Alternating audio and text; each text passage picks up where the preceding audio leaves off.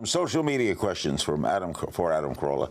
Dillinger Nick via Instagram. What's the best call you ever took on Loveline?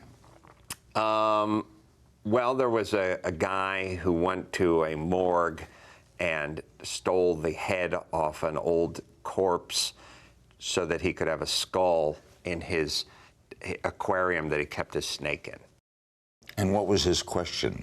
It's a good question. Drew would ask that a lot too. I mean, he called in for what? Yeah, I think he wanted more reassurance that it was the right thing to do. I'm sure you handled it well. Yes.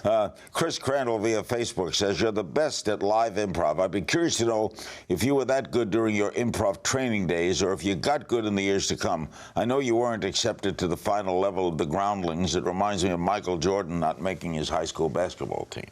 Thank you. Good question. I was good at improv, but it had no currency back in the day. There was nothing you could, everything was scripted.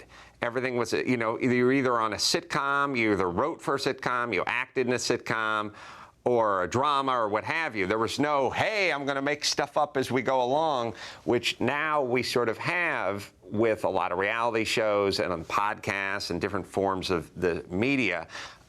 So it was like, what I had was like a gasoline refinery 50 years before the automobile came out. So everyone goes, wasn't it great back then? And I go, no one cared. No one wanted it, JPJS tweets, what's it like to be the voice of death? You are the sporadically appears Death on Family Guy.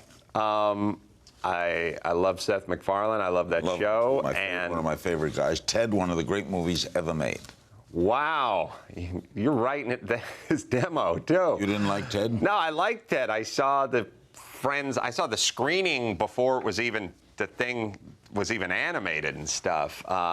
Seth and I go way back. I'm flattered that he asked me to be part of the show, and it's easy. You sit in there, you read the lines. They're always funny. And do you let you change him? One of the first ones I did as Death was I got called in for near-death experience, which always pissed off Death. He had to go on a near-death experience call, but he hated it because there was no payday. And at a certain point, Death went home, and Death's mom was chewing him out and yelling at him and telling him to, pull his pants up and this, that. And at a certain point, I said to Peter Griffin, when my mom was yelling at me, I said, I wish Dad was still dead. And he let me improv that one.